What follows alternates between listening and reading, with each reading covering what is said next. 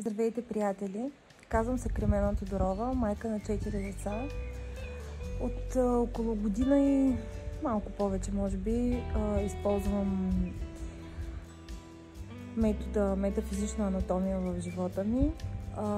За мен той е дал много, понеже когато приложих техниката върху себе си, чрез нея успях да преодолея неща, в които бях зациклила и не разбирах защо не мога да намеря решение за преодоляването им в моето поведение. Метафизична анатомия помага за неща, които стоят в нас и не знаем защо се проявяват и защо са там. Да разберем какво се случва, как да го изведем наяве в съзнанието си и да го заменим като модел. За мен дългосрочно оказа много добро влияние